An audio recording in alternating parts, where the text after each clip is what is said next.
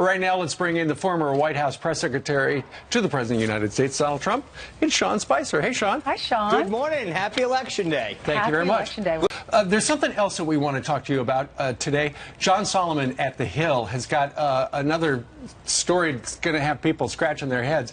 Apparently, before James Comey came out and said that he was not going to suggest charges against Hillary Clinton regarding her home email server, apparently in one of the early drafts of what he was going to say, he accused her, Hillary Clinton, of being grossly negligent in handling classified information. But then he changed that phrase, grossly negligent, to a much softer, extremely careless, which, according to this article, federal law says gross negligence is criminal, where you could actually do prison time.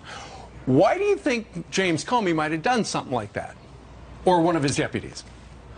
Well, I think that's the million-dollar question, because clearly, as Judge Napolitano pointed out earlier, that there is a big concern about the consequences of that. And I think that there's no question that you don't have to prove intent, as the judge pointed out earlier. So you have to ask, why did Comey do this? I think when you look at Comey's actions that he has talked about since leaving office, there is a question about whether or not he truly was trying to tip the scale and achieve certain actions, both during the election season and since. And this is something that I think has probably received less attention in terms of what should get looked into. But clearly, this memo and this changing of the wording does present some concern about what needs to really be focused on when we talk about looking into the actions that have been taken since the election. Sure. Plus you add the fact that what we have learned since the election is, in the last couple of months, Sean, is that apparently Mr. Comey wanted to continue to pay the dossier people to essentially come up with stuff on Donald Trump. Yeah, there's so many things that are concerning about what occurred during that period that I think that a lot of the investigations that are going on might be well spent focusing on those things to understand what was really happening, what the intent was of some of these individuals that were, supposedly looking out for the public interest. Right, exactly. All right. Former FBI Director James Comey, that man right there, under fire for changing his words in the Clinton email case. An early draft stated, quote, there is evidence to support a conclusion that Secretary Clinton and others used the email server in a manner that was grossly negligent with respect to the handling of classified information. Comey ultimately removed grossly negligent to scold Hillary as extremely careless. The significance? Well, under federal law, gross negligence can be punished criminally, and people can go to jail. Here to react, senior investigative reporter for Circa News, Sarah Carter. Sarah, this is shocking, isn't it? Well, you know, it is, because there is actually a memo where we know now that was his original intention, to call it grossly negligent. But it's not surprising, Steve, and I think it's because even when he made the announcement last year in July 2016, and came out and made his own decision not to pursue charges, there were a lot of people up in arms, even people within the FBI. Remember, they weren't the only ones investigating. This wasn't just a Comey, McCabe investigation. There were a lot of FBI agents who put in so many hours, had been investigating this for a long period of time. They had seen, and even in his own statements, some criminality, but he decided upon himself, instead of giving it over to Justice Department, it didn't need to go to then Attorney General Loretta Lynch. I know he was concerned about her. It could have been left up to somebody else to just present the facts, as the FBI does, and let them make the decision whether or not this was prosecutable. Because ultimately the FBI director, Sarah, is not the decider. It's the Department of Justice. But he went out there and he had a press conference with 100 cameras there, and he said, the show's over, everybody go home. Yeah, absolutely. So there was a lot of concern, even among sources that I spoke to in federal law enforcement, who were outraged by this. I mean, seriously outraged by this. And now I think, as we see this onion peeling back and more evidence coming forward, I mean, Comey's going to have to answer to this, and I'm sure the Senate Judiciary Committee may even ask him to come and testify. You know, I was looking online after this story broke late yesterday, and some people are suggesting, well, it kind of looks like he was taken aside. He had his thumb on the scale. Well, think about this. At that point in time, there were so many people, even if you talked in the Washington bubble, people were not in Washington, were not seeing what was happening across America. And they all believed that Hillary Clinton was going to be the next president. Right. So let's just put it into politics.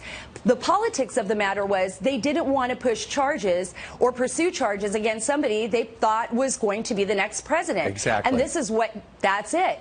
And so now everything's unraveling because she didn't become president. So all of these little pieces of the puzzle are coming together. It's unraveling. And now we're aware of what was going on. Now, the next step really is to find out how far this went. And I really believe at this point in time, either the Justice Department or somebody else, either the Senate Judiciary, needs to talk to the FBI agents who were involved in the case. Those are the people that were doing the groundwork, the grunt work. Well, we had Judge Napolitano on a little while ago, Sarah, and he suggested if the Attorney General was watching, he should impanel a grand jury to try to figure out what exactly happened.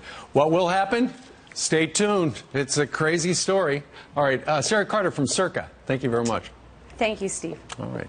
You're Fox News senior judicial analyst. I'd asked that question generically, but you showed up, so answer me directly. But you also asked that question a year and a half ago when all this came out, and almost a year and a half ago in July of 2016. July 5, James Comey surprises everybody with a surprise announcement. He's number 3 in the Justice Department, but he's not letting his bosses decide. He has decided Hillary Clinton will not be prosecuted because she was extremely careless rather than intentional with respect to the manner in which she failed to safeguard state secrets on her email system, her private server. Right. Well, this is the rare federal statute that doesn't require the government to prove intent. This statute, the government can get a conviction if you are grossly negligent. So I ask you, and I ask anybody watching us now who understands the English language, which is everybody watching us, what is the difference between grossly negligent and extremely careless? Nothing. They mean the same thing.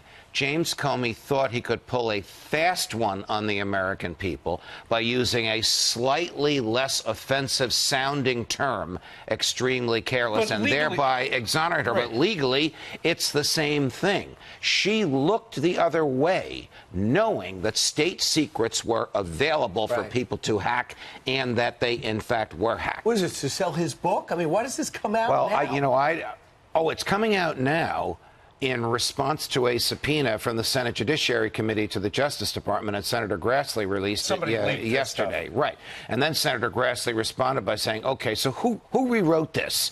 James Comey's responsible for what he said, but who did, as we were talking during the break, the redlining? Who actually went in the draft and made the changes? We also learned yesterday that there was a debate in the FBI about whether or not the government had to prove intent. And a young FBI agent stood up to the director and said, Mr. Director, under the law, we don't have to prove intent here. Right. There is enough evidence to convict if she was grossly negligent. But, Judge, this goes back to a point you have made many, many times on this program, and that is it wasn't the job of James Comey to figure out whether or not she should be prosecuted. So here's what's in Senator Grassley's mind and the minds of a lot of us looking at this. Why?